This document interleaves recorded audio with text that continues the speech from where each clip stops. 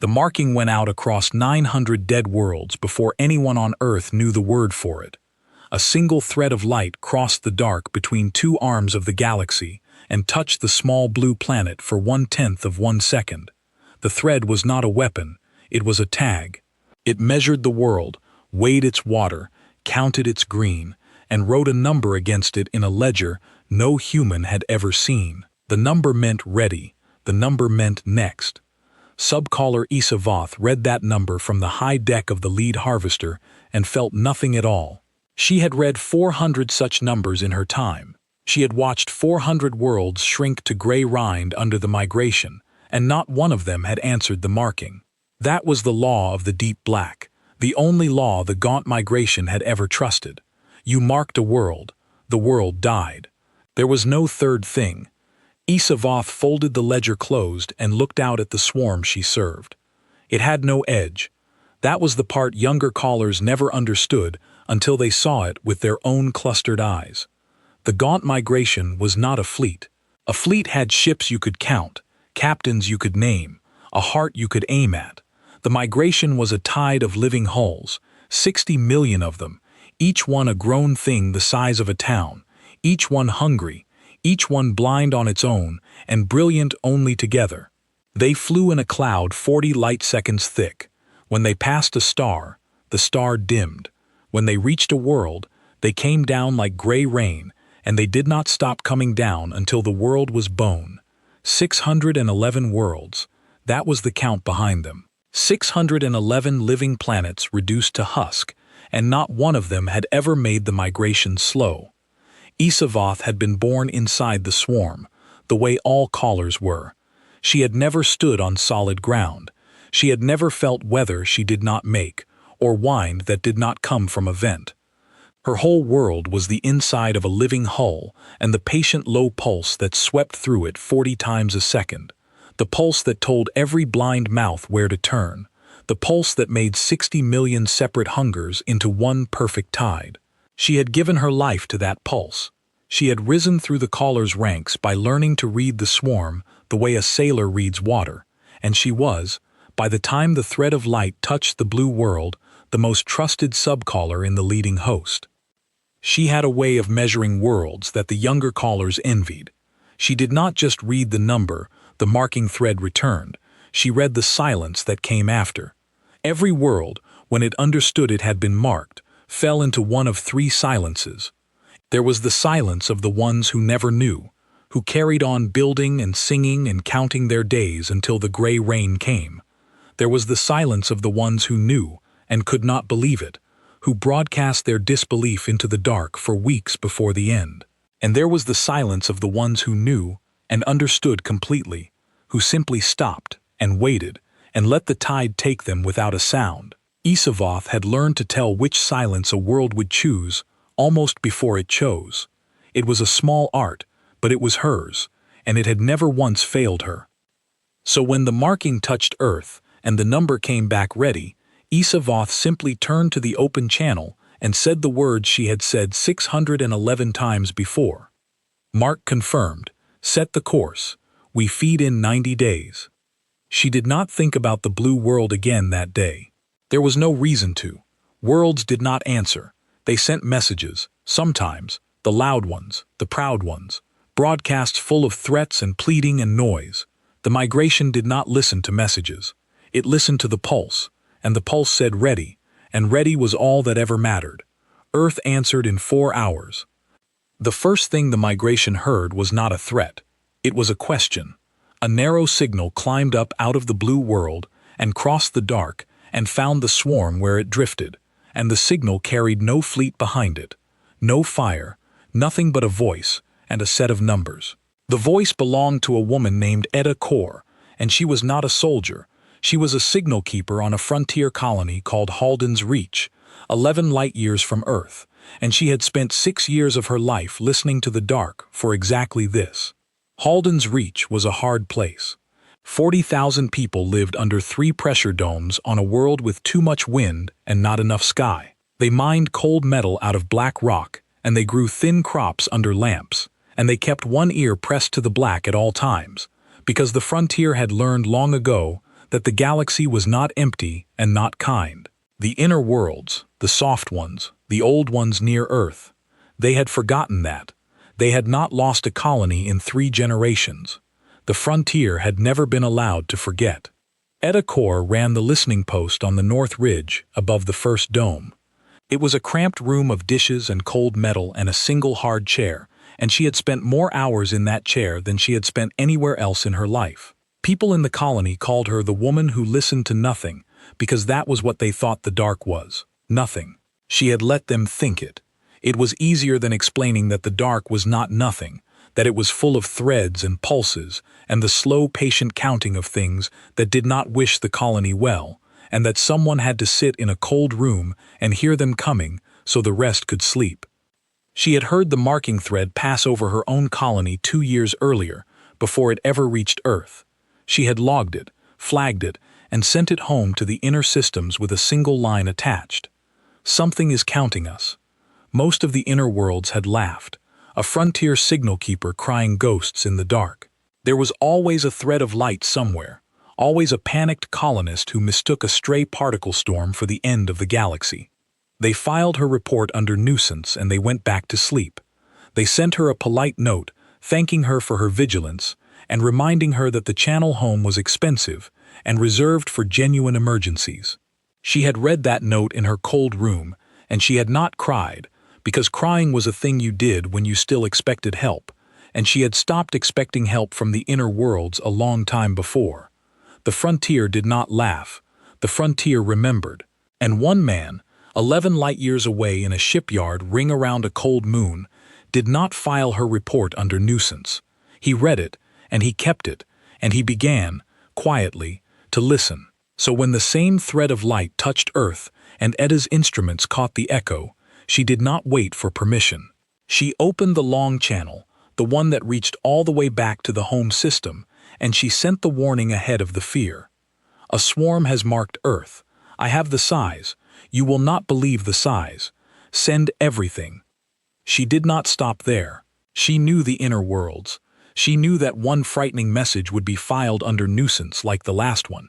So she did the thing that signal keepers were trained never to do, the thing that cost power and risked the equipment and broke every protocol about conserving the channel. She kept the line open and she narrated. Every hour, on the hour, she sent the size of the swarm back toward home, and she made the numbers so specific that no clerk on a soft inner world could pretend they were a particle storm. 60 million hulls, 40 light seconds deep, closing at 1/10 of light, course locked on the home system, with Halden's reach directly in the path, 90 days out and counting down. She gave them more than numbers. She gave them the rhythm she had heard underneath the swarm, the low pulse sweeping through it 40 times a second, the thing that no one home would understand yet, but that she sent anyway because she had learned, in 6 years of listening, that you sent everything you heard and let the people who needed it find it later. She did not know then that the pulse was the whole war. She only knew that it was strange, and that strange things in the dark were the things worth sending home. It was the most important thing she would ever do, and she did it the way she did everything, in a cold room, alone, with no one watching, because it was right. On the high deck of the lead harvester, Issa Voth heard the human signal and almost did not bother to translate it. A marked world was sending messages. That was a little new. Worlds usually went quiet when they understood. But messages were not fire, and the migration only feared fire, and even fire it ate. She filed the signal the way the inner worlds had filed Etta's first report, under noise, and she let the swarm carry on toward the blue world and its small, loud colonies. She did wonder, briefly, which silence this world would choose. The voice on the channel did not match any of her 3 silences. It was not ignorant, it was not in disbelief, and it was certainly not the calm acceptance of a world that had decided to die quietly. It was something else, something steady and specific and unafraid, and for one moment, Issa Voth's small art failed her, and she could not say which silence would follow it. She set the discomfort aside. The art had never failed her before. It would not fail her now. The world would go quiet in the end. They always did. 90 days. The course was set. She was wrong about almost everything, and she would not learn how wrong for 90 days. But the first crack in 611 worlds of certainty had already opened, and it had opened because a woman who was not a soldier refused to go quiet when she was counted.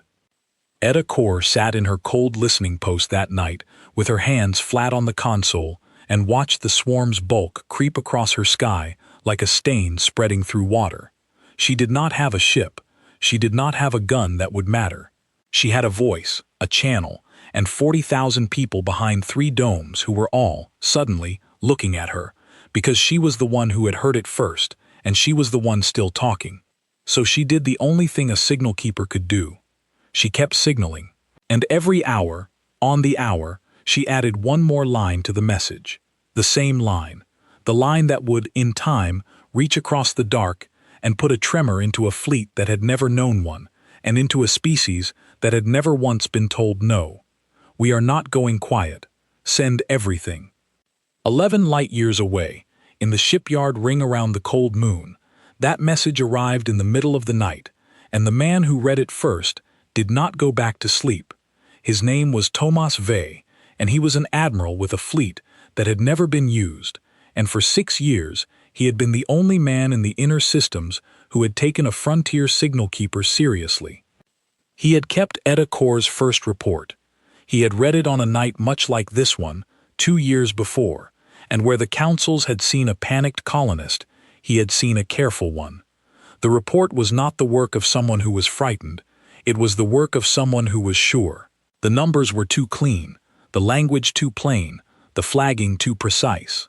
Whoever had sent it had not been guessing, and Thomas Vey had spent his whole career learning the difference between a frightened report and a sure one, because the inner worlds had been killed before by treating the second like the first.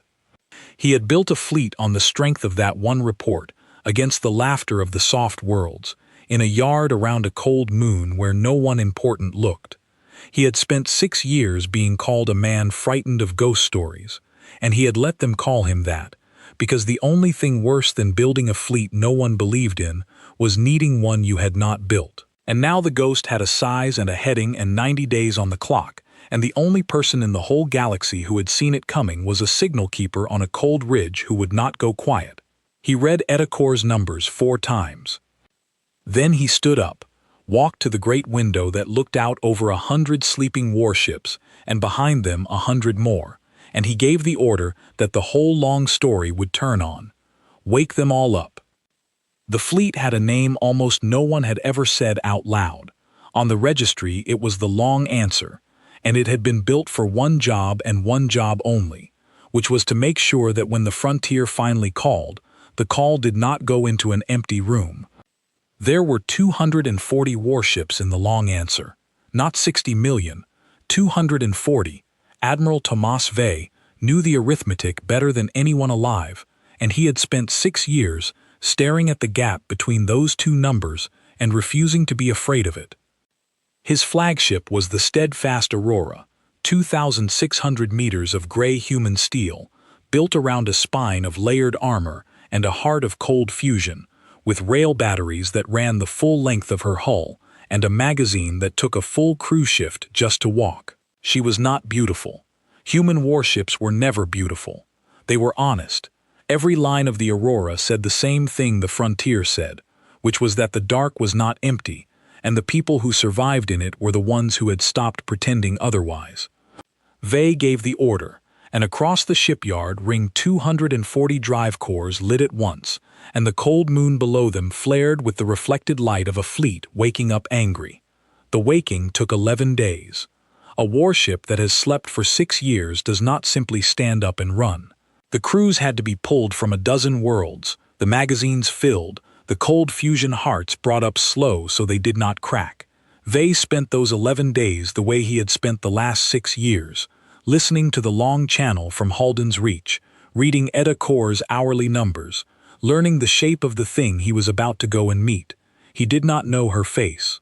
He knew her voice, narrow and tired and absolutely steady, reading the size of the swarm into the dark, every hour on the hour, and he found that he trusted that voice more than he trusted any report the inner worlds had ever sent him. There was one number in her hourly signals that no one else on his staff thought worth keeping.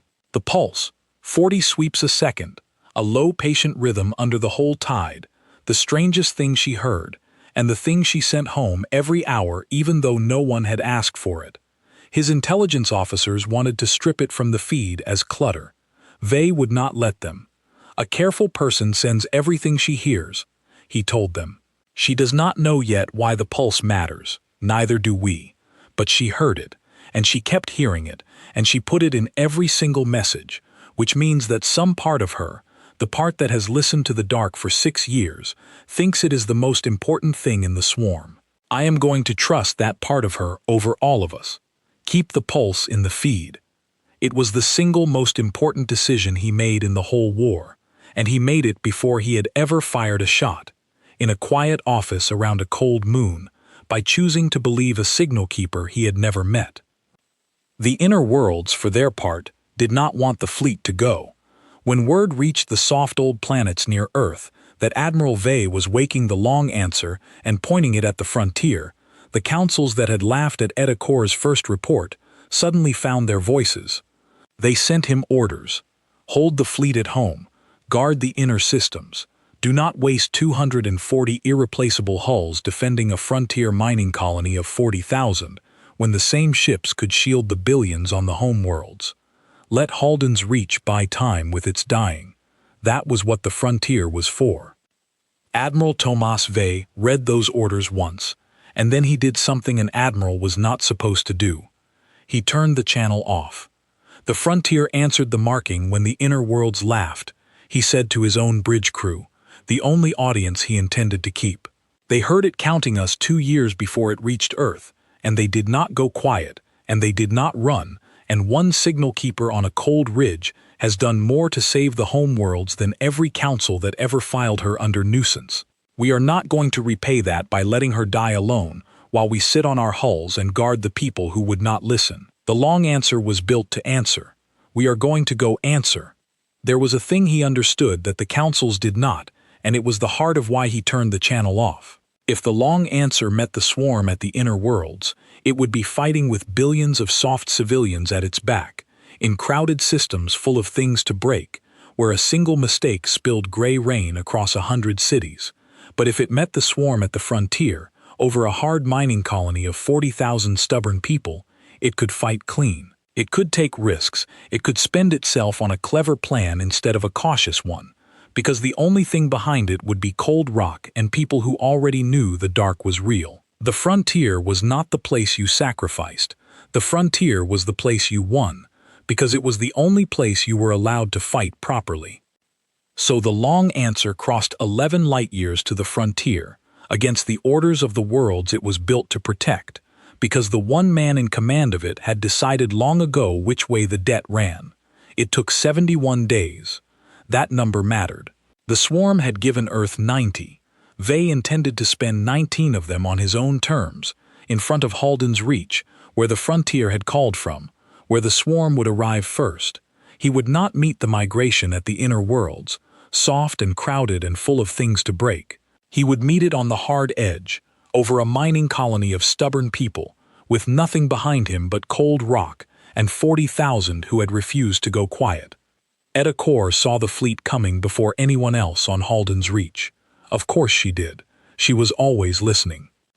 Her instruments caught the drive flares of the long answer the moment they crossed the threshold into folded space, 11 light-years out and closing, and for the first time in 2 years of listening, she put her hands over her face and let herself shake, just for a moment, in the cold of her Northridge post.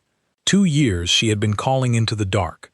2 years she had been the colony's ghost, the woman who heard things, the one the children were a little afraid of, and the dark had answered. The fleet was real. The fleet was coming. Then she wiped her eyes and went back to the console, because the size of the swarm was no longer the only thing the colony needed to know. They are coming, she sent, on the colony channel now, to the 40,000 under the domes. The fleet is coming, 240 warships. They will be here 19 days before the swarm. Hold the line, keep breathing. The answer is on its way. The 40,000 of Halden's Reach did not all believe her.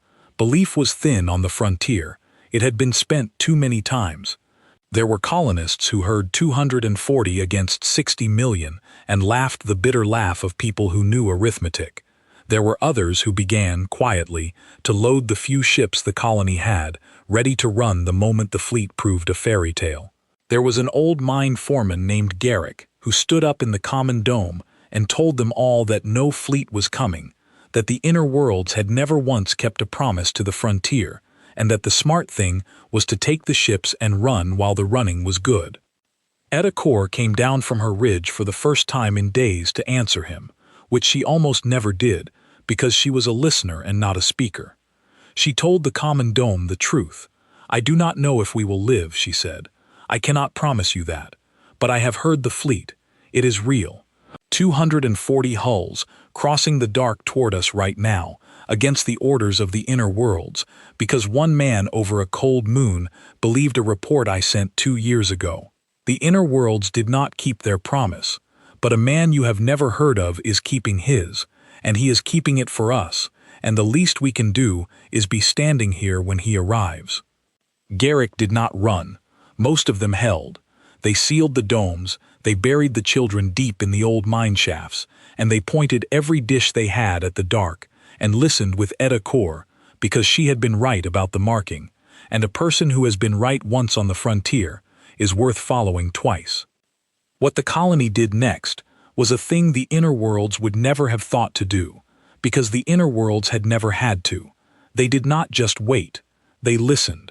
Etta Kor put out a call across all 3 domes for anyone who had ever worked a mining dish, a comm rig, a survey scanner, any instrument that could hear the dark, and she taught them in 3 days what had taken her 6 years to learn.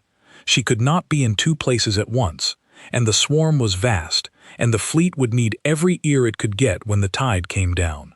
So 40,000 miners and farmers and clerks became, in 3 desperate days, the largest listening post in the frontier, a whole colony of people who had once called Etta Kor the woman who listened to nothing, now bent over every dish they owned, straining to hear the pulse she had taught them to find. It would not change the battle by itself, but it meant that when the long answer drew its lines, it drew them with 40,000 extra pairs of ears underneath it, and Vey would say afterward that the colony's dishes had sharpened his triangulation by a margin that, at the scale he was working, was the difference between a near miss and a kill. Etta Kor did not sleep in those 3 days. She moved from dome to dome, from dish to dish, correcting, encouraging, teaching the same lesson over and over until the whole colony could say it back to her. The pulse is the thing. 40 sweeps a second. You will not hear it at first. You will hear it once you stop trying to hear anything else. Do not listen for the swarm. The swarm is just weather. Listen for the thing underneath the weather, the patient thing, the thing that does not belong. That is the hand on the leash, and if 40,000 of us can hear it at once from 40,000 angles, then the fleet can find it, and if the fleet can find it, the fleet can cut it. She did not tell them they would live. She had stopped promising that. She told them they could be useful, which on the frontier was worth more than comfort, and they believed her, because she had never once lied to them about the dark. When the long answer dropped out of fold, 19 days ahead of the swarm, and took up station over Halden's Reach, Etta Kor stood on the north ridge in a pressure suit and watched 240 warships slide into the colony's thin sky like a wall of gray iron, and she found she could not speak at all. The colonists came up out of the mine shafts to look. 40,000 people, who had spent 90 days waiting to die, stood under 3 domes and watched a fleet that should not have existed take up station over their cold little world, and some of them wept, and some of them cheered, and some of them just stared, because the dark had counted them as ready and as next, and the dark had been wrong. Garrick the foreman stood at the edge of the crowd with his hands at his sides and said nothing at all, and later he would tell people that it was the first time in his life the inner worlds had been wrong about the frontier, in a way that did not cost the frontier everything. The steadfast aurora hung directly above the North Dome, close enough that its shadow crossed the whole colony, and from the high deck Admiral Vey opened a channel to the one voice that had carried the whole thing this far. "Signal Keeper Core," he said. "This is the long answer. You called. We came. Now tell me everything you know about how this thing thinks." So she told him. She had spent 2 years listening to the swarm, and she knew things that no soldier in the inner systems had bothered to learn. She knew that the 60 million hulls were blind alone, that each one could barely steer itself, that they were not minds at all but mouths. She knew the swarm only became dangerous when it became one thing, and it became one thing through a signal, a low patient pulse that swept through the whole tide 40 times a second and told every blind mouth where to turn, where to dive, where to feed. She did not know where that signal came from, but she knew it was there, because she had heard it, and she gave Vey the frequency and the rhythm and the one fact that mattered most of all. "When the pulse stops," she said, "the swarm stops with it. I have heard it stutter. For half a second, once 2 years ago, the pulse hiccuped, and the whole front of the tide tumbled like a flock that lost its lead bird. Then the pulse came back and they straightened out. Whatever sends that pulse is the only thing in 60 million hulls that is actually steering. Find that, and you do not have to fight 60 million mouths. You only have to cut one thread." On the high deck of the steadfast Aurora, Admiral Thomas Vey listened to a colony signal keeper describe the one weakness in a swarm that had eaten 611 worlds, and he began, very quietly, to smile. He did not say so to Etta Kor, but he had just been handed the war, and he understood in that moment exactly why he had refused to let his intelligence officers strip the pulse out of her feed. She had been sending him the answer for 19 days, every hour on the hour, woven in among the numbers before either of them knew it was the answer. The careful ones send everything. He had trusted that, and the trust had just paid for the whole fleet. The gaunt migration did not steer itself, it was steered, and the thing that steered it was a signal, which meant it was a source, which meant it was a target, which meant the swarm was not a tide at all. It was a weapon with a trigger, and triggers could be found, and things that could be found could be killed. The migration had spent 611 worlds teaching the galaxy that it had no heart to aim at. It had told that lie so well that even Isavoth believed it. The swarm felt like weather. It felt like the tide. It felt like a thing that simply happened to worlds, the way winter happened, the way age happened. Fleets that met it tried to fight the cloud, and you could not fight a cloud, and the cloud ate them. But weather did not send a signal 40 times a second. Vey spent his 19 days the way a surgeon spends the hours before a long operation. He mapped the swarm's approach down to the light second, using Etta Kor's hourly numbers, which were better than anything his own scouts could have given him. He stationed his 240 ships not in a wall, which the tide would simply flow around, but in a long curved net, 11 million kilometers across, with the steadfast Aurora at the center and the heaviest hulls at the 2 horns. He drilled the gunnery crews until they could load blind, in the dark, with the alarm screaming, because he knew there would come a moment when the instruments were full of gray, and the only thing that worked was a crew that did not need to see. And he ordered every ship in the long answer to do one thing that no fleet facing the migration had ever done. He ordered them to listen for the pulse. 240 warships turned their finest instruments away from the wall of approaching hulls and toward the rhythm underneath it, the patient 40 times a second sweep that Etta Kor had handed him on a cold ridge under a thin sky. He did not need to see the source yet. He needed to triangulate it. 240 pairs of ears spread across 11 million kilometers, all listening to the same pulse from slightly different angles, could draw lines back to where it was born. It was the oldest trick in the listening trade, and Etta Kor had taught it to him without ever meaning to, just by being a signal keeper who knew that everything in the dark could be traced if you only refused to stop listening. It would take time. The swarm would be on top of them before the lines crossed. That was fine. Vey had built the whole net to buy that time and to survive the buying of it. He did not need to win in the first hour. He needed to live through the first hour, and the second, and as many as it took for 240 lines to cross on a single point deep in the heart of the tide. He told his captains as much. On the night before contact, in the plainest words he had. "We are not going to win this fast," he said. "We are going to win this patient. Hold the curve. Take the trade. Listen for the thread. The moment the lines cross, the war is over, and everything before that is just us staying alive long enough to draw them." On the high deck of the lead harvester, Issa Voth finally saw the human fleet, 11 days before contact, and she did something she had not done in 400 markings. She looked twice. 240 hulls, hard gray shapes in a long curve, holding station in front of the marked world instead of cowering on it. They were not running, they were not hiding under the domes. They had come out into the dark to meet the tide, and they had arranged themselves with a care that worlds did not have, that prey did not have. A marked world was supposed to send messages and then go quiet. This one had sent a fleet, and the fleet had set itself like a snare. Issa Voth opened the ledger and looked at the number she had written against the blue world. "Ready," it said. "Next." For the first time in her long service, she wondered if the number was wrong. She studied the human formation for a long time, turning it over with the patience of a caller who had read 400 worlds worth of last stands. She had seen fleets meet the tide before. They always did one of two things. They charged, all at once, in a desperate lunge that the swarm simply closed over.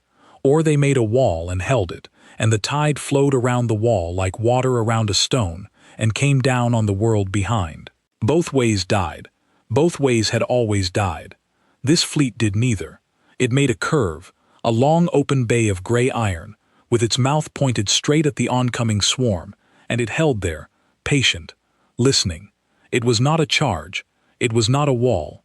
It was a shape Issa Voth did not have a name for, and the not having a name of it was the first thing in 400 markings that made her afraid. She noticed, too, a thing she could not explain and did not report, because reporting it would have meant admitting she was afraid. The human ships were not pointing all their instruments at the swarm. Some of them were turned inward, listening, as if the tide were not the thing they were watching at all, as if they were waiting for something deep inside it to make a sound. She closed the ledger and told herself the thing every caller told themselves. 240 hulls, 60 million mouths. The arithmetic had never failed. The tide had drowned fleets 10 times that size, had folded around dreadnoughts and pulled them down hull by hull, had fed on the proud and the desperate and the clever in equal measure for 900 years. 240 was not a fleet. 240 was a snack. The blue world had simply chosen a louder, stranger way to die. She believed that with all the certainty of 611 dead worlds, she was steering 60 million hulls toward the one fleet in the galaxy that had stopped counting hulls and started listening for the trigger, and she did not know it, and she would not know it until the trigger had a line drawn back to it through the dark. The long answer waited. The pulse swept 40 times a second through the closing tide. 240 pairs of ears drank it in and drew their lines, slow and patient and sure, toward a place deep in the heart of the swarm, where something was steering 60 million mouths and had never once imagined that being heard. And on the north ridge of Halden's Reach, Edda Kor kept her channel open and sent her hourly line back toward Earth, the same words she had sent for 19 days, the words that had started the whole answer. "We are not going quiet." The swarm reached the edge of the net on the 90th day, exactly on schedule, exactly as it had reached 611 worlds before. The pulse swept, the mouths turned. The gray tide came down on the mouth of the bay like rain made of teeth, and the long answer opened fire. The first volley from the long answer did not aim for the swarm. That was the part Issa Voth could not understand. She watched 240 human hulls light their rail batteries all at once, a sheet of fire bright enough to wash out the marked world behind them, and she braced the swarm for the wall of metal that always came, the desperate barrage that fleets always threw at the tide before the tide ate them. Every fleet fought the cloud. Every fleet tried to shoot the mouths. There were 60 million mouths and you could not shoot them all, and the shooting only ever bought a fleet a few more hours of being eaten slowly. But the long answer did not shoot the mouths. The volley passed clean through the leading edge of the swarm, killing only the hulls that happened to be in the line, and it carried on into the deep body of the tide, toward a point 11 million kilometers in, a point the human net had drawn its lines toward for 19 days, a point Isavoth had thought no outsider could ever find. The volley was aimed at the source of the pulse. It missed. The source was deep and shielded and surrounded by 10,000 hulls bred for nothing but to die in front of it.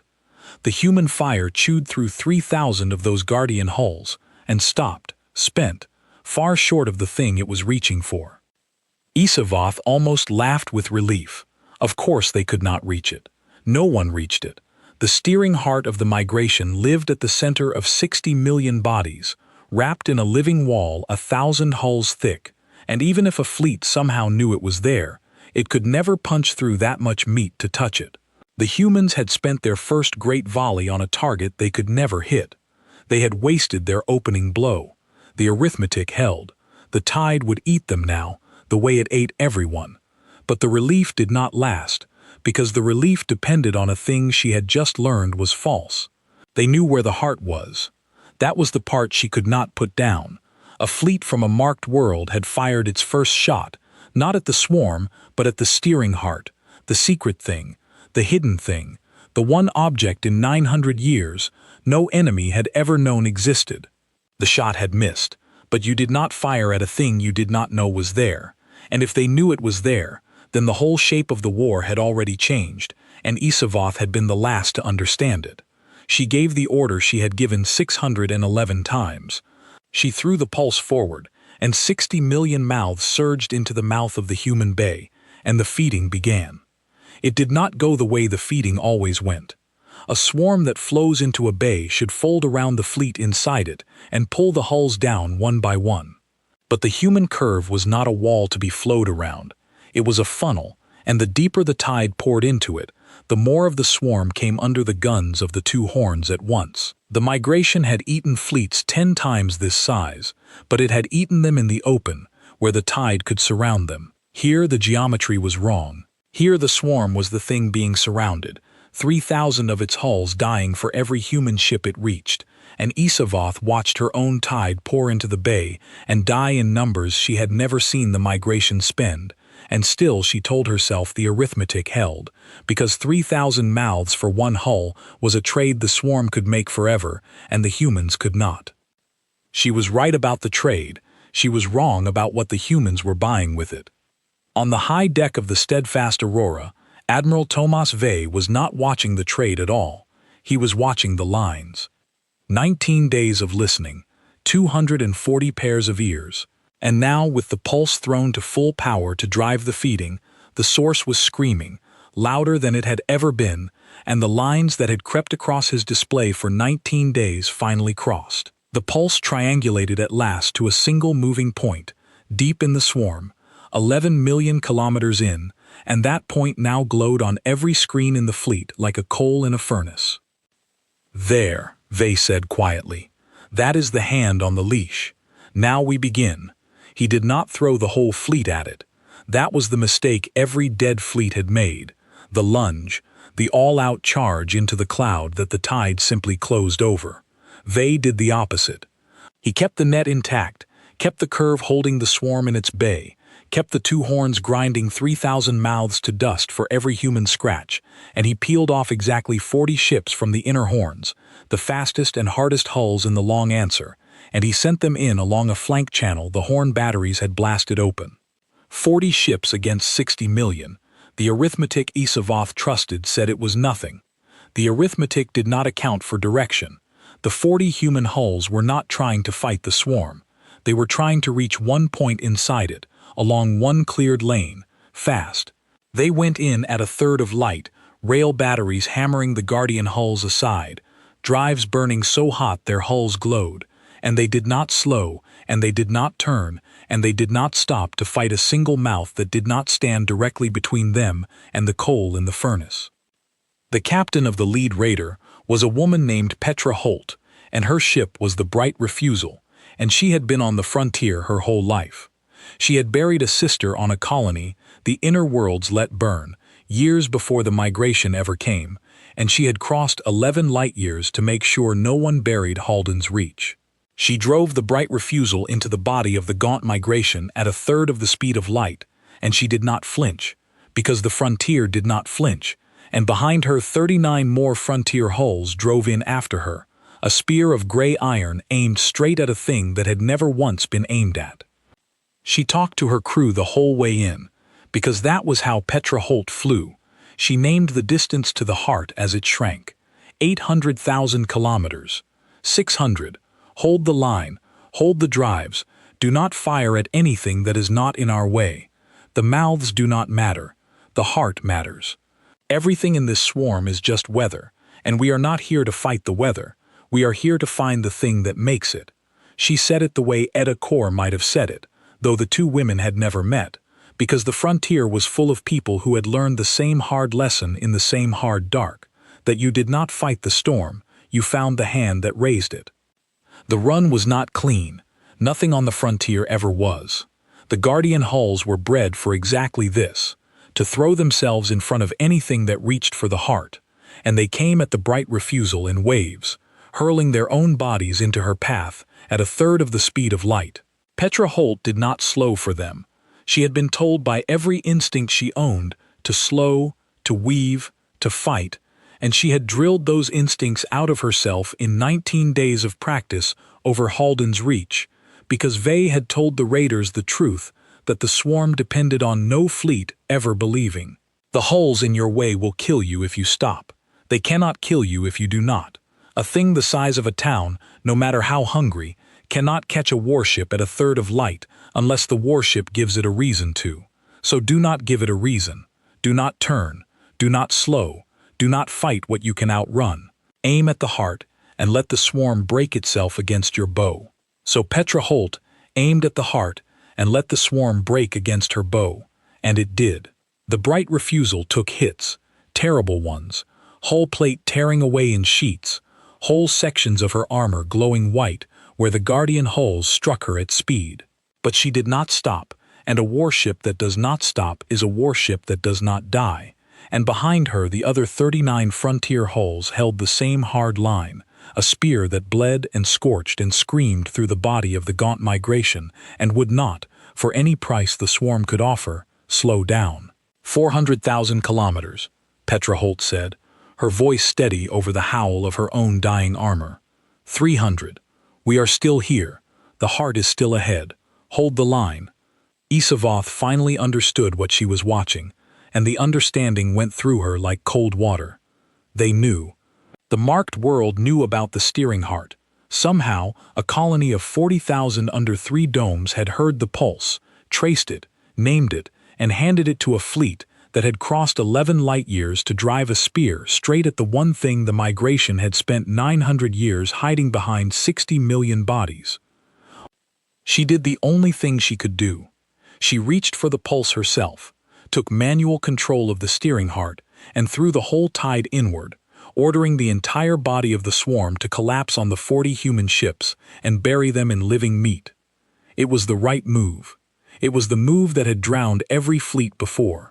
60 million mouths turned at once and folded toward the 40 hulls like a fist closing. And Admiral Vey, who had been waiting for exactly that, sprang the second half of his snare. The instant the swarm collapsed inward on the 40 raiders, it pulled away from the net at the front, and the leading edge of the tide went thin. The 200 main ships of the Long Answer, holding the curve, suddenly had a clear lane of their own straight into the swarm's now exposed core, along the very channel the tide had just vacated to chase the raiders. Vey took the steadfast Aurora down that lane himself. 2,600 meters of gray human steel drove into the body of the gaunt migration with the whole main line behind her, rail batteries firing in a rolling thunder that never stopped, magazine crews loading blind exactly as they had drilled, the alarms screaming, and the instruments full of gray, and not one crew chair empty. The Aurora did not slow for the mouths any more than the raiders had. She went for the coal in the furnace, the steering heart, the hand on the leash, and now there were 2 human spears in the swarm at once, one from the flank and one from the front, and the tide could only close on one. This was the choice Vey had built the whole battle to force. He had not given Isavoth a problem with a good answer. He had given her a problem with no answer at all. Pull the swarm onto the raiders, and the front opens for the flagship. Pull it back to stop the flagship, and the raiders break through on the flank. Split it, and it can defend against neither. There was no fourth move. He had spent 19 days drawing the lines, and the lines were not just to find the heart. They were to find the exact moment when the swarm would have to be in two places at once, and to make sure that when that moment came, the human fleet was already in both of them. Isavoth screamed an order through the pulse that the steering heart had never been asked to give. Split the swarm. Defend the heart from two sides at once. The steering heart tried. It was a magnificent thing, a living engine of coordination grown over centuries, capable of moving 60 million bodies with a single thought. But it had only ever moved them as one tide, in one direction, toward one prey. It had never had to defend itself from two directions at the same moment, because in 900 years nothing had ever found it, let alone reached for it twice at once. It tried to be in two places, and a thing built to be one tide cannot be two, and in the trying it faltered. The pulse stuttered. Etta Core, 11 million kilometers away on the north ridge of Halden's Reach, heard it stutter through her own instruments, the same half-second hiccup she had heard once 2 years before, and she came up out of her chair with both fists in the air, because she knew exactly what it meant. The hand on the leash had flinched, and this time there was not a colony signal keeper alone in the dark to log the flinch and grieve it. This time there were 40 human warships on the flank and a flagship on the front, all of them 100,000 kilometers from the leash and closing, and all of them listening for exactly that stutter. She did the one thing she could do from a cold room 11 million kilometers away. She sent it to the fleet. The pulse just stuttered. I have heard this once before. It does not recover for half a second. Whatever you are going to do it now. She did not know if the message would reach them in time. She sent it anyway, because she was a signal keeper, and a signal keeper sends what she hears, and lets the people who need it find it later. This time they found it instantly, because Vey had kept a channel open to the cold ridge through the whole battle, having long since decided that the woman who heard the pulse first would hear its weakness first too. The swarm tumbled. For a full second, all across the 11 million kilometer bay, 60 million blind mouths lost their lead bird and tumbled like a flock thrown into chaos, drifting, colliding, no longer one tide, but 60 million confused animals. The 40 raiders punched through the staggered guardian wall on the flank. The bright refusal led them through, Petra Holt at the helm, the wall of bread hulls coming apart in front of her because for 1 second there was no pulse to hold it together. 200,000 kilometers, she told her crew, and her voice did not shake. We are inside the wall. The heart is ahead. Do not stop.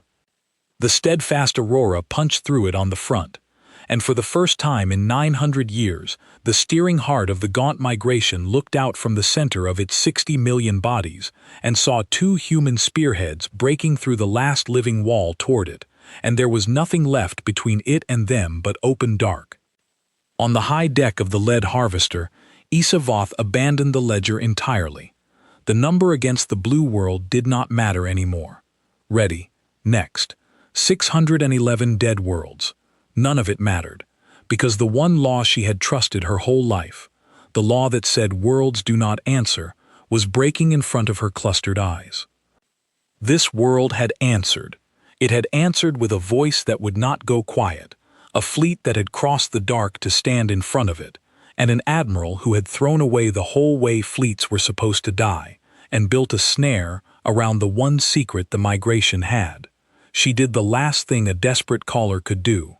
She pulled the steering heart back, deep, ordering it to flee the center of the swarm and hide somewhere in the cloud where the human spears could not follow. It was, Isavoth would realize far too late, the exact mistake Admiral Thomas Vey had been counting on her to make. Because the moment the steering heart fled, the pulse stopped being a wall around the heart and started being a trail behind it, a bright moving line through the dark, and 240 human warships had spent 19 days learning to read that line by heart. The heart ran. The long answer followed, and the tide, leaderless, tumbling, 60 million blind mouths with no hand on the leash, began for the first time in 900 years to come apart. The steering heart fled, and the swarm came apart behind it, like a rope with the strands cut one by one. Isavoth watched it happen from the high deck, and could not stop it. A swarm with no leader was not a weaker swarm. It was 60 million separate animals, each blind, each hungry, each suddenly without the pulse that told it where to turn. They did not stop being dangerous. They stopped being one thing, and a thing that is 60 million separate hungers in the same dark very quickly turns those hungers on the only food within reach, which was each other. She had never seen the migration eat itself. In 900 years it had never had cause to. The pulse had always held, but the pulse was a flicker now, a frightened thread chasing the fleeing heart through the cloud, reaching only the nearest hulls, and the far edges of the swarm had gone fully dark and fully mad. Mouths turned on mouths. The gray tide began, in vast slow regions, to feed on itself, and the feeding spread inward from the edges like rot. There was a thing she understood in that moment that she had never let herself understand before, in all her years of service. The migration had never been strong, it had only ever been organized. The strength she had worshipped her whole life, the unstoppable mass, the 60 million mouths, was not strength at all. It was hunger, held in a shape, and the shape was the pulse, and the pulse was the heart, and the heart was one thing, in one place, that she had been taught could never be found. Take the shape away, and there was no migration. There was only 60 million animals starving in the same volume of dark, and starving animals in the same place do not make a tide, they make a slaughter. Admiral Thomas Vey saw it on his display and understood the whole shape of the war at last. He did not have to kill 60 million hulls. He had never had to.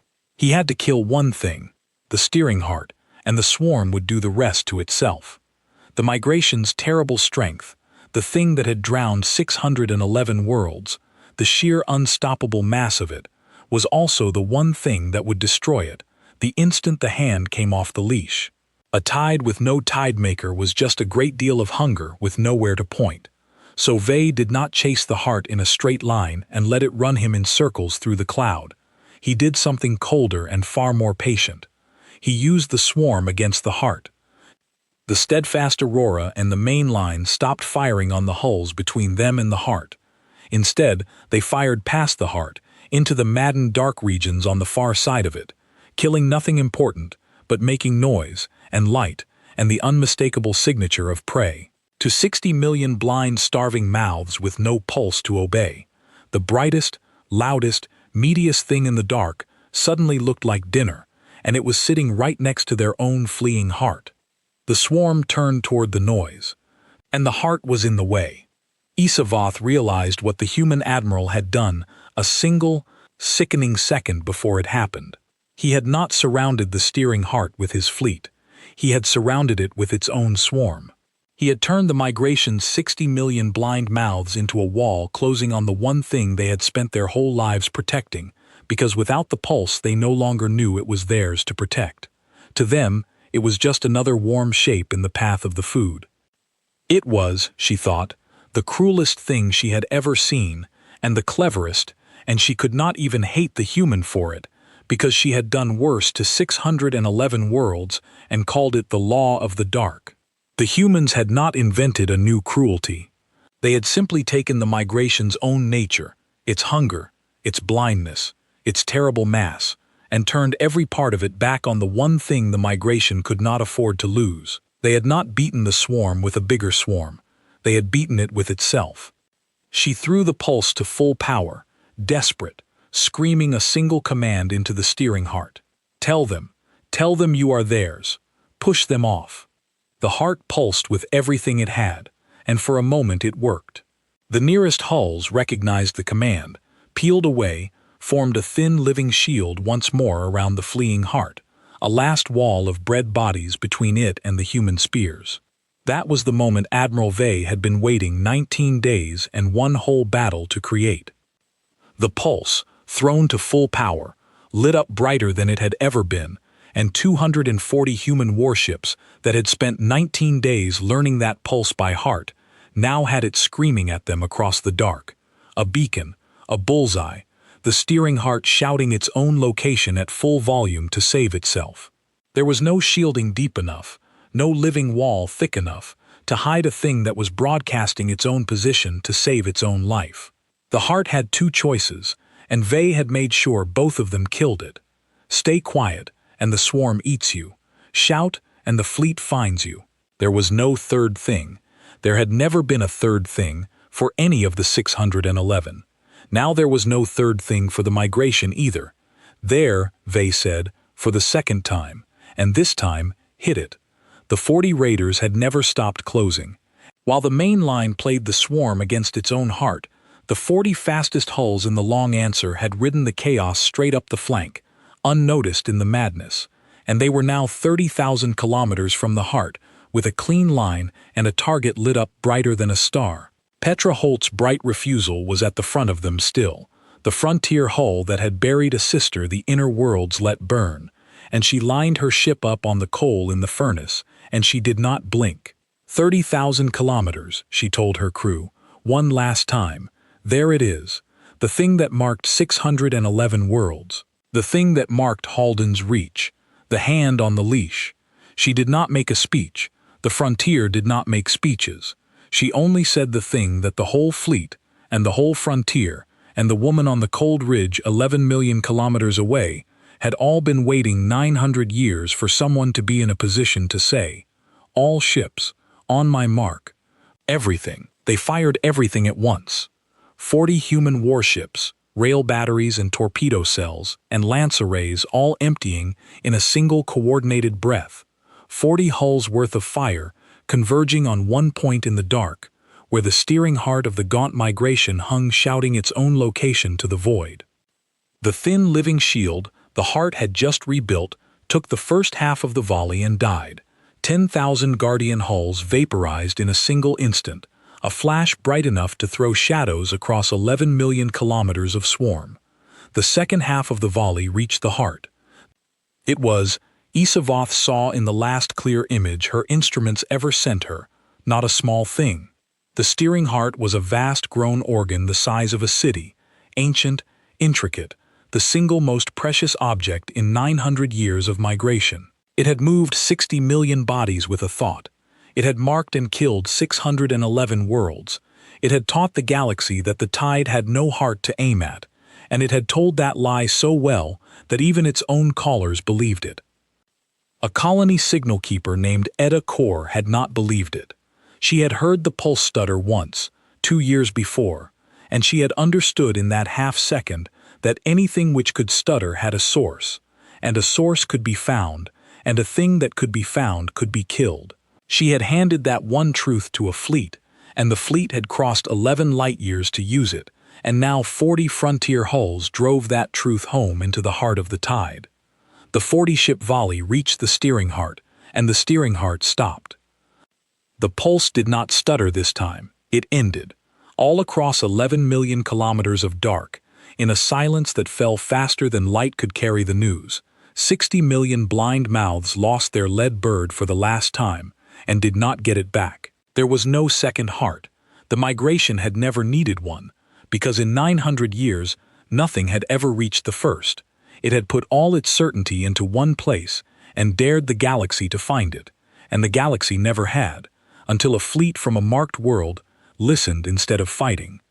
On the high deck of the lead harvester, Subcaller Isavoth sat in absolute silence as the pulse died under her, and she watched the thing she served become, in the space of a few minutes, the largest feeding frenzy in the history of the galaxy. 60 million hungers with nowhere to point turned on the only food left, which was each other, and the gaunt migration began to eat itself alive across a volume of space 11 million kilometers wide.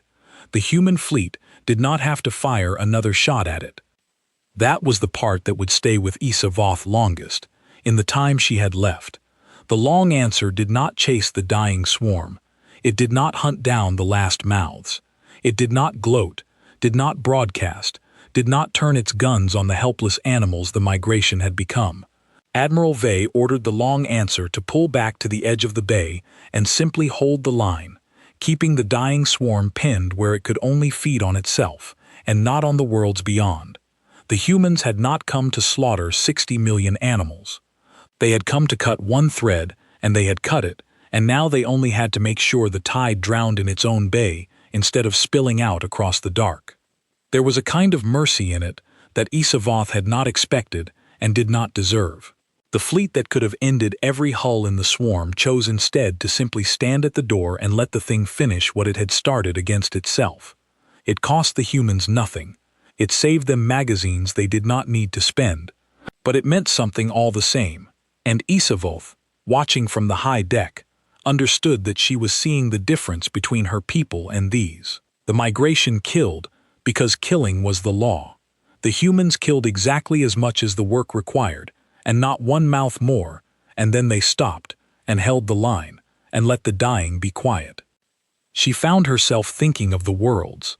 She had never let herself think of the worlds before.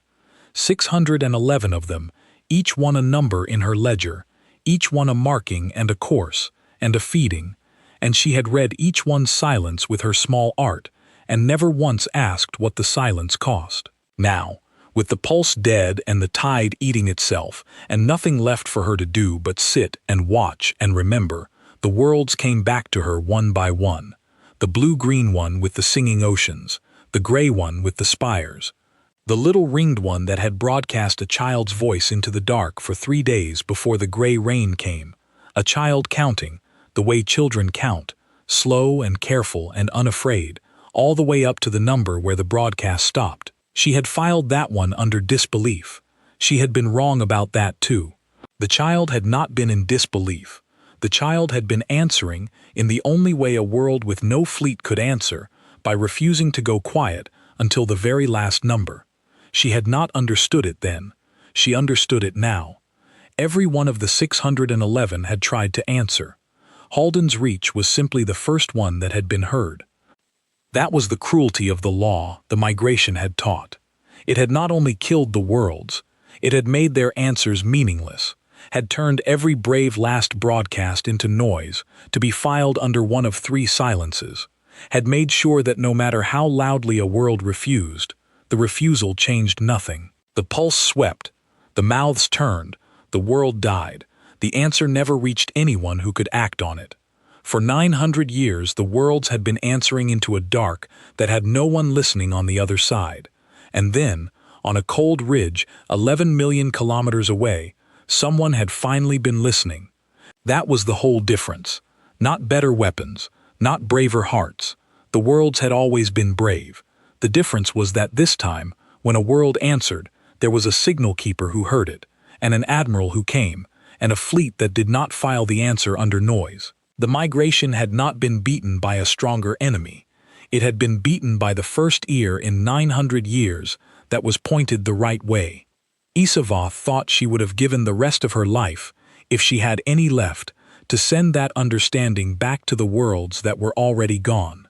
To tell the child on the ringed world that the counting had not been for nothing, that 100 markings later, on a frontier nobody important had ever heard of, the counting had finally been answered, and the thing that had silenced 611 worlds would never silence another. She could not send it. The worlds were bone, but she could leave it in the ledger, and she could leave it where the galaxy would find it, and so she resolved, sitting on the high deck with the swarm dying around her, that her last act would be to make sure the answer was written down where it could never again be filed under noise. It took 11 days for the migration to consume itself. 240 human warships sat at the mouth of the bay and watched a thing that had killed 611 worlds tear itself to gray rind, mouth by mouth, hunger by hunger, with no hand left to point it anywhere but inward. Not one human ship was lost. The 40 raiders came home with scorched hulls and empty magazines, and not a single empty crew chair. The bright refusal came back with her armor glowing and her rail batteries burned out, and Petra Holt still at the helm, alive, the sister she had buried finally answered for. The main line had taken hull scars and burned out batteries and a great deal of frightening noise, but the long answer that pulled back to the mouth of the bay was the same 240 ships that had set the snare, every name still on the registry, every light still lit. Vey had promised the Frontier an answer, and the answer had cost the Frontier nothing. That was the thing the inner worlds would never quite be able to explain. After 240 against 60 million, and the 240 came home whole, because they had refused to count hulls and had counted threads instead. The councils had ordered him to spend the Frontier to buy the inner world's time. He had spent nothing and saved everyone, and the only thing it had cost was 19 days of patience and the willingness to trust a signal keeper he had never met. Isavoth's harvester was one of the last hulls in the dying swarm. She did not steer it.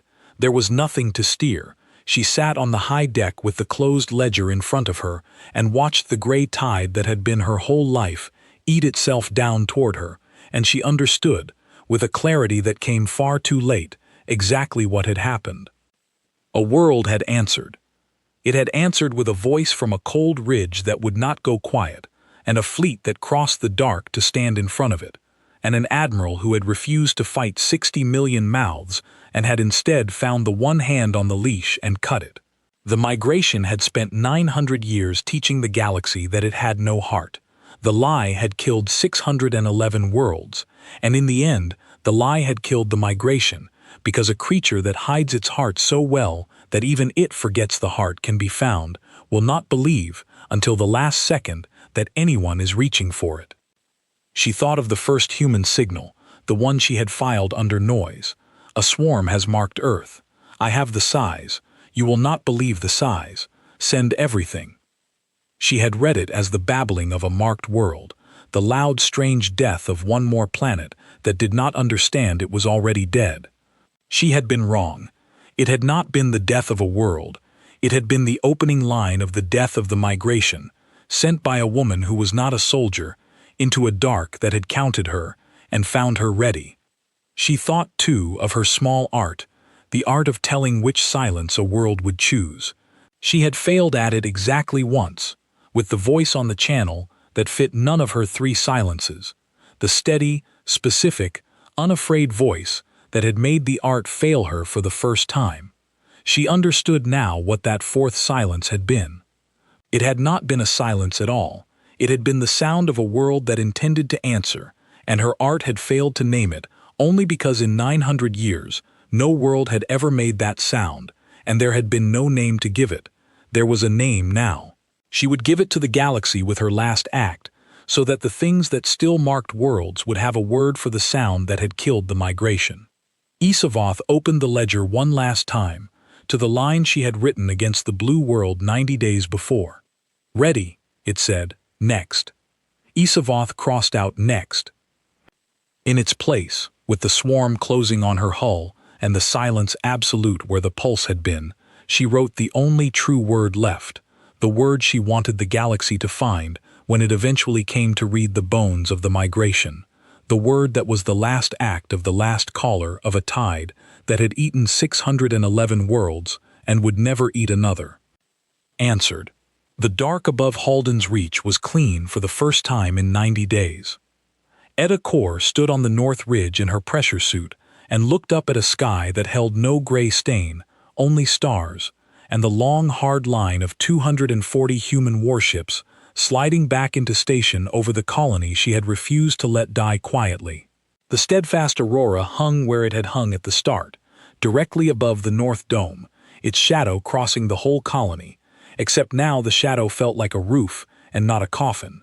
She had not slept in 11 days. She had sat at her console through the entire feeding frenzy, listening to the migration eat itself, logging every minute of it the way she had logged the marking 2 years before. Because that was what a signal keeper did.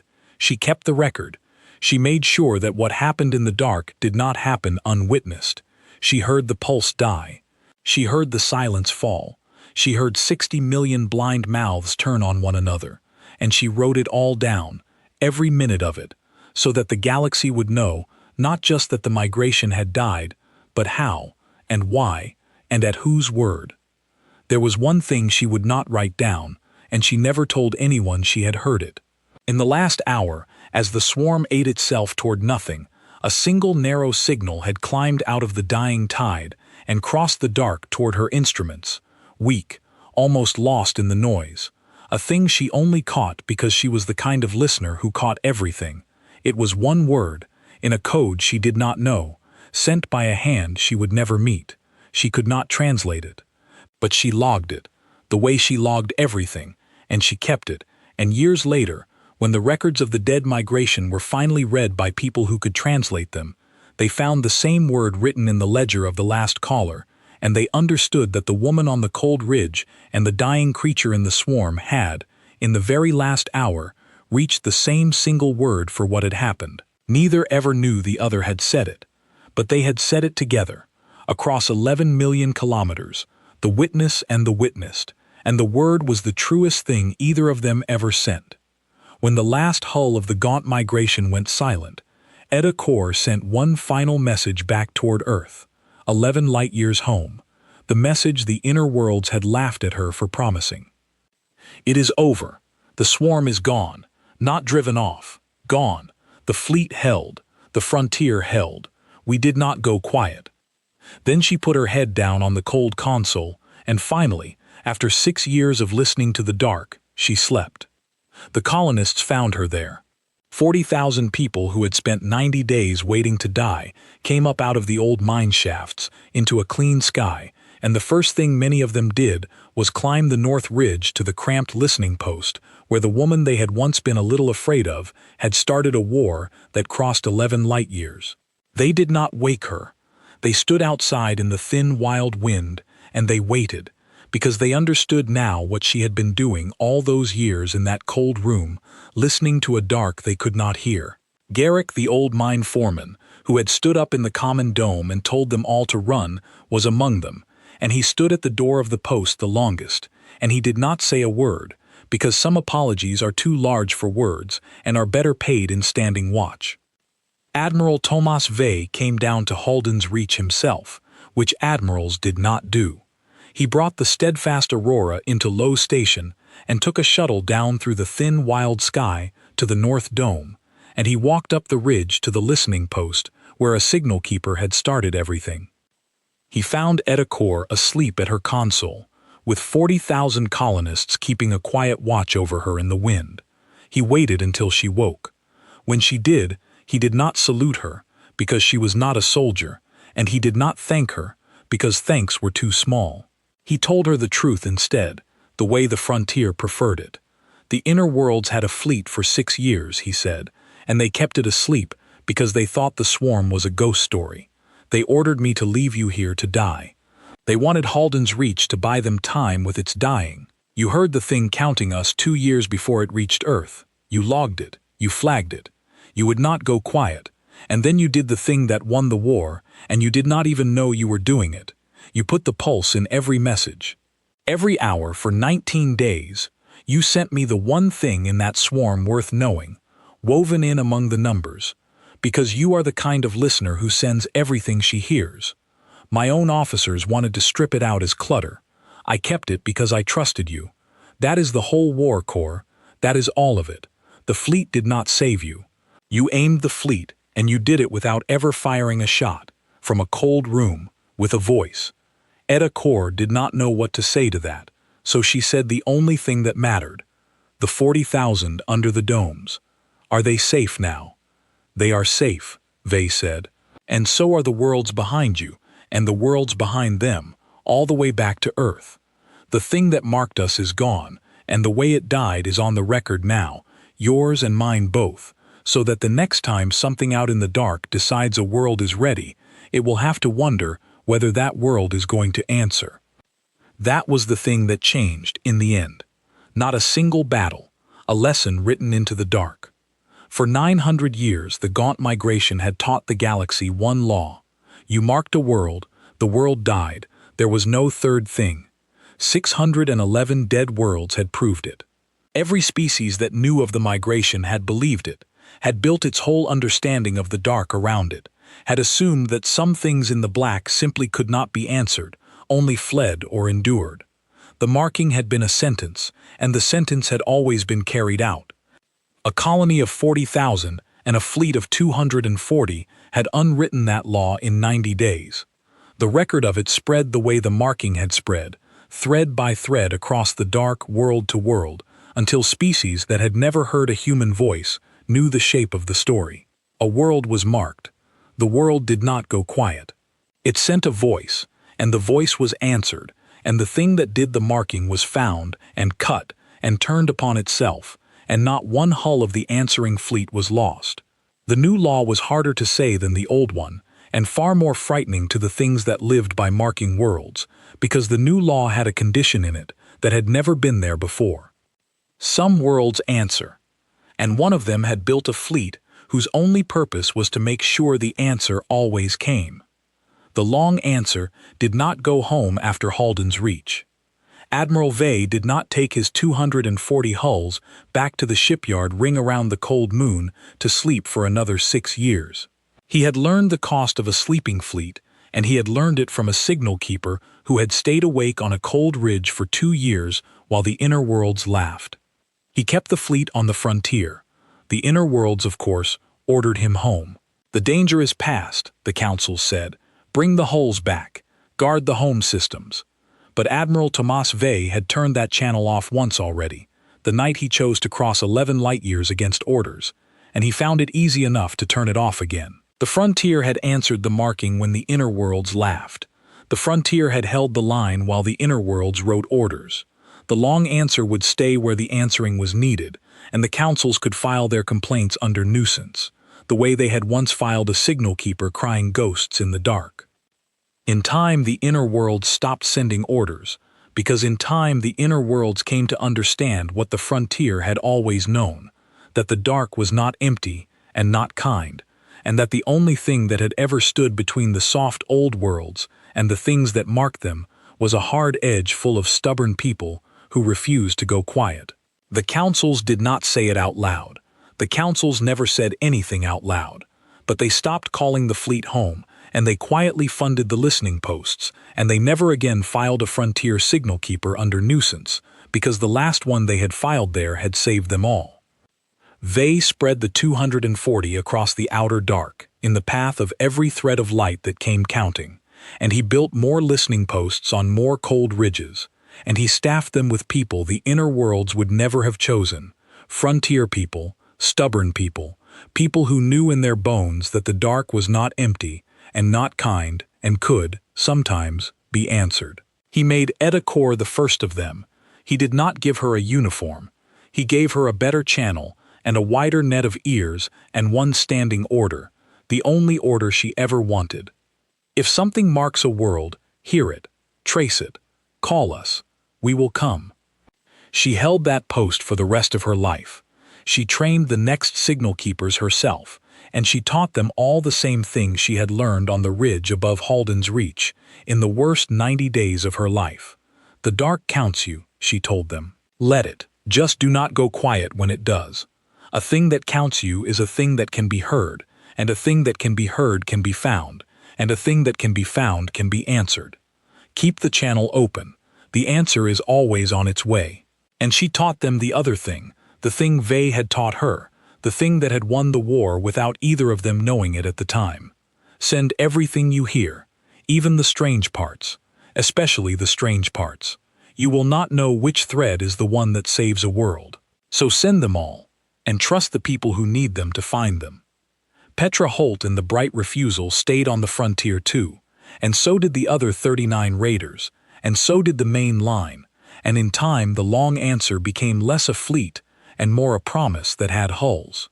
Colonies that had spent generations alone in the dark, certain that the inner worlds would let them burn, learned to look up and find a gray warship holding station over their thin sky, and to know that if the dark ever counted them as ready, the counting would be heard, and the answer would come, and the answer had never once failed to come. 11 light-years and a lifetime away, in the records of a dozen frightened species, The story of the Gaunt migration was filed and refiled until it became the thing the dark told its children to keep them careful. There was a tide, the story went, that ate 611 worlds and feared nothing, because it believed it had no heart to aim at. And there was a small blue world it marked as ready, as next, the way it had marked all the others. But the blue world did not die. The blue world answered. And the tide that had drowned 611 worlds learned, in its last 90 days, that the most dangerous thing in all the dark was not a bigger fleet, or a sharper weapon, or a deeper hunger. It was a single voice, on a cold ridge, that heard itself being counted, and refused, with everything it had, to go quiet. Far out in the dark, in the place where the migration had died, the swarm was gone but the silence remained, and into that silence, every hour on the hour, a signal still climbed up out of Halden's reach and crossed the black toward home. It carried no fear anymore. It carried a watch and a promise, and the one line that had started everything and would now never stop. Etta Kor sent it as long as she lived, and the keepers she trained sent it after her, and the keepers they trained sent it after them, so that the line never once went silent across all the long years that followed. We are not going quiet. The answer is on its way. And somewhere out in the counting dark, in the ledgers of things that still marked worlds as ready and next, a new word had appeared beside the small blue planet and the hard gray fleet that guarded it, written in the hand of the last caller of a swarm that no longer existed, a warning passed from the dead to the living across the whole frightened length of the galaxy. The things that marked worlds read that word, and they remembered the 611, and they remembered the one that had not died, and where their ledgers had once written ready against the small blue world and its frontier, they now wrote nothing at all, because there was no number left for a world that answered. There was only the word the last caller had left them, the one word that had ever made the dark afraid, answered.